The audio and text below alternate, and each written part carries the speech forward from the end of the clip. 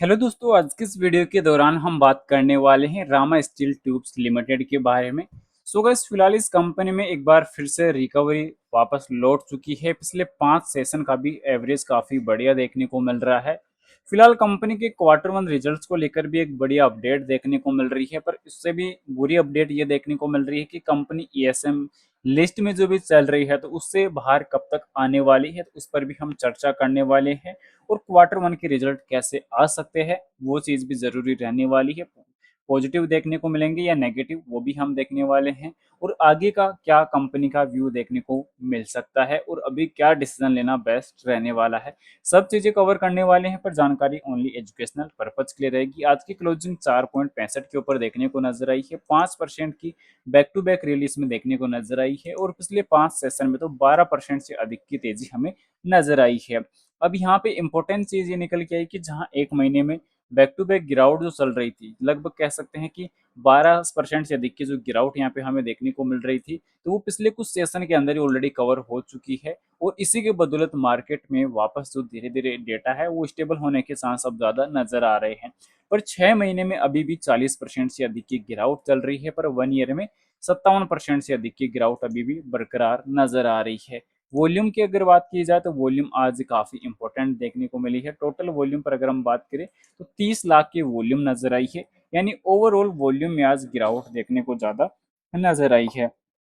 इसी के चलते अगर हम कंपनी के परफॉर्मेंस को लेकर भी अगर हम डेटा अगर एनालाइज अगर करें तो यहाँ पे कंपनी का परफॉर्मेंस काफ़ी वीक नजर आने वाला है। 1 वीक को छोड़कर बाकी जो परफॉर्मेंस है वो कंपनी की काफ़ी घटिया और कमज़ोर देखने को नजर आ रही है। अब सवाल आता है कि कंपनी के जो रिजल्ट्स हैं वो कैसे और कब तक आ सकते हैं। तो कंपनी के रिजल्ट्स की डेट अभी तक कंपनी ने फाइनल नहीं की है, क्योंकि कंपनी के रिजल्ट अभी यहाँ पे आना अभी बाकी है। कंपनी की तरफ से अभी जो डिटेल वगैरह है वो यहाँ पे डेट वगैरह मेंशन की नहीं गई है। पर हाँ, कंपनी ने एसएचपी जरूर यहाँ पे रिलीज कर दी है। तो एसएचपी आप यहाँ पे चेकआउट कर सकते हैं कि कंपनी के प्रमोटर भाग रहे हैं, एफआई के इन्वेस्टर भाग रहे हैं और यहाँ पे बढ़ कौन रहा है, पब्लिक।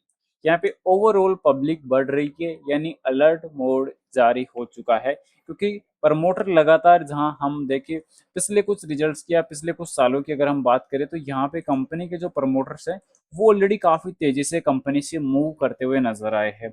सालाना बेसिस पर आपको इस चीज का क्लियरली पता चलने वाला है। मार्च 2024 की अगर हम बात करें तो 24 के बाद 25 में यहाँ पे कंपनी की जो 56.70% से गिरकर 47.97% पे एसएसपीआई प्रमोटर्स की, उसके बाद यहाँ पे सीधे 35% 36% के आसपास कंपनी की एसएसपी यहाँ पे डाउन हुई। और अभी के टाइम इस रिजल्ट के अंदर क्वार्टर फोर से क्वार्टर वन की एसएसपी में एक बड़ा अंतर ऑलरेडी फिर देखने को मिलना स्टार्ट हो चुका है। क्योंकि अब इस प्रकार एसएसपी में भारी भरकम गिरावट होना ये इन्वेस्टर के लिए पैनिक सिचुएशन क्रिएट करता हुआ नजर आया है। लास्ट रिजल्ट की अगर बात की जाए प्रॉफिट की, तो प्रॉफिट काफी बेटर देखने को मिले थे। 4.25 करोड़ का प्रॉफिट क्वार्टर फोर के दौरान हमें देखने को नजर आया था, जो काफी बढ़िया नंबर भी रहा। पर यहाँ पे अब कंपनी का सवाल आता है कि ईएसएम स्टेज वन में अभी भी कंपनी चल रही है। तो कंपनी ईएसएम स्टेज में चल रही है और लगातार इन जो कंपनी के हालात हैं उस पर काफी ज्यादा बॉम्बे स्टॉक एक्सचेंज की और बीएससी दोनों की यहाँ पे निगाहें अभी, सॉरी, बी जो सेबी की निगाहें जो है अभी बनी हुई है। यानी दोनों जो फर्म है या कह सकते हैं दोनों जो कंपनियां हैं वो इस पर काफ़ी ज़्यादा निगाहें बना कर बैठी है। और इसमें कंपनी का लगातार जो उतार चढ़ाव है वो भी काफ़ी ज़्यादा नोटिस किया गया है। क्योंकि पिछले 1 साल का और पिछले 5 साल का अगर आंकड़ा अगर देखा जाता है तो आपको काफ़ी ज़्यादा इसमें हालात बिगड़ते हुए नजर आने वाले हैं। क्योंकि पिछले 1 ईयर का जो एवरेज है वो काफ़ी वीक है, क्योंकि कंपनी अभी भी 52 वीक हाई से लगभग 60% नीचे कारोबार कर रही है। यानी इन्वेस्टर इसमें काफ़ी ज़्यादा बुरी तरीके से फंसा हुआ है और निकलने का अगर प्रयास कर रहा है तो उतनी ही ज़्यादा बेटर उसमें दबता हुआ नजर आ रहा है। क्योंकि यहाँ पे कंपनी के एनालिसिस अगर देखेंगे, नेगेटिव पॉइंट को अगर यहाँ पे चेकआउट अगर करते हैं तो यहाँ पे नेगेटिव पॉइंट आपको एक ही चीज़ पे निकल के देखने को नजर आने वाला है।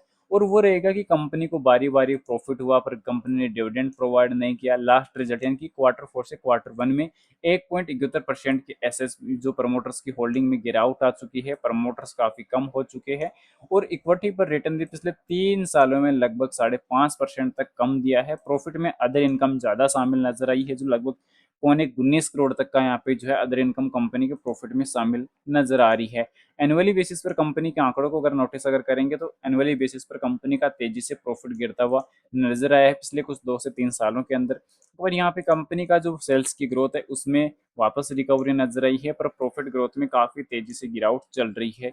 स्टॉक्स प्राइस सीएजीआर में भी भारी भरकम गिरावट है, पर इक्विटी पर रिटर्न पर भी कोई यहाँ पे ज्यादा उतार चढ़ाव रहा नहीं है। पर यहाँ पे कंपनी की जो बेसिक चीजें हैं उसमें और भी ज्यादा उतार चढ़ाव आपको नजर आएंगे, क्योंकि कंपनी का जो पीईजी रेशियो है वो काफी नेगेटिव है। इसके अलावा अगर हम कंपनी की स्टॉक्स पी अगर देखें तो कंपनी की स्टॉक पी काफी ज्यादा हाई है, क्योंकि कंपनी का जहाँ डेटा अगर जो सीएमपी है वो अभी काफी कम है, और इसके मुकाबले अगर स्टॉक पी अगर देखा जाए तो वो काफी ज्यादा हाई है। तो इस प्रकार काफी ज्यादा हालात इसके बिगड़ते हुए रहते देखने को मिलने रहे हैं, और इसके बुक वैल्यू है वो भी काफी ज्यादा कमजोर देखने को मिल रही है। पर कंपनी की फेस वैल्यू भी यहाँ पे काफी नॉर्मल है, पर यहाँ पे कंपनी की इंडस्ट्रीज भी काफी अच्छी देखने को मिल रही है।